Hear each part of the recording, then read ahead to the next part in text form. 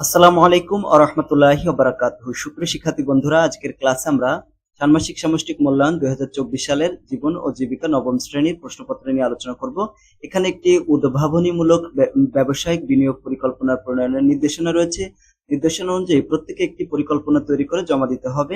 বিনিয়োগ ক্ষেত্র নির্বাচন এবং পরিকল্পনা তৈরির জন্য দলগত আলোচনার সুযোগ থাকবে এবং এরপর প্রত্যেকে নিজ নিজ খাতায় উদ্ভাবনী বিনিয়োগ পরিকল্পনা তৈরি করবে। এখন উদ্ভাবনীমূলক ব্যবসায়িক বিনিয়োগ পরিকল্পনা তৈরি করার জন্য নিচের ধাপগুলো অনুসরণ করতে হবে। প্রথম অংশ হচ্ছে পরিবারের জন্য ব্যবসার নির্বাচন।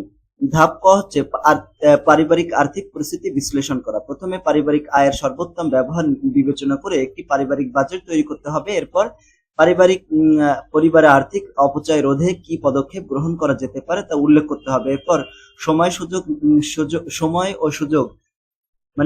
সুযোগ ও নিজের সক্ষমতা অনুযায়ী অর্থ সংশ্লিষ্ট যেসব কাজের দায়িত্ব গ্রহণ রয়েছে সেগুলোর একটা তালিকা তৈরি করতে হবে। এখন ধাপ খতে ব্যবসায়ের ধরন নির্বাচন করতে হবে।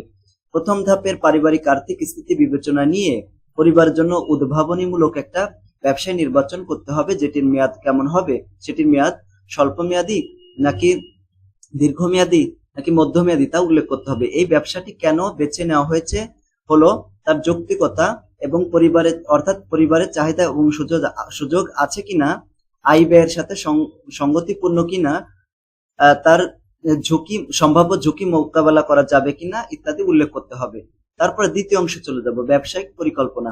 এখানে ধাপ গতে রয়েছে ব্যবসায়ের প্রত্যাশা এবং প্রভাব নিরূপণ করতে হবে। ব্যবসাটি থেকে তুমি কি প্রত্যাশা করো তা উল্লেখ করতে হবে। এই ব্যবসায়ের কাজে নতুন কি প্রযুক্তি ব্যবহার করা যেতে পারে এবং তার প্রভাব কি হতে পারে তা বর্ণনা করতে হবে। এই ব্যবসাটি টেকসই এবং উদ্ভাবনীমূলক কিনা, যদি তাই হয় তাহলে কেন টেকসই এবং উদ্ভাবনীমূলক মনে করেছো, সপক্ষে যুক্তি দেখাতে হবে। প্রাকৃতিক এবং সামাজিক পরিবেশগত পরিবর্তনে এই ব্যবসায়ের প্রভাব কেমন হতে পারে তা বর্ণনা করতে হবে। প্রিয় শিক্ষার্থী বন্ধুরা, আমাদের আরো একটা ইউটিউব চ্যানেল রয়েছে মূল্যায়ন একাডেমি। তোমাদের মূল্যায়নের প্রশ্ন এবং উত্তর এখানে সাপ্লাই দেওয়া হবে, তোমরা এখান থেকে দেখে নিতে পারো, আপলোড দেওয়া হবে।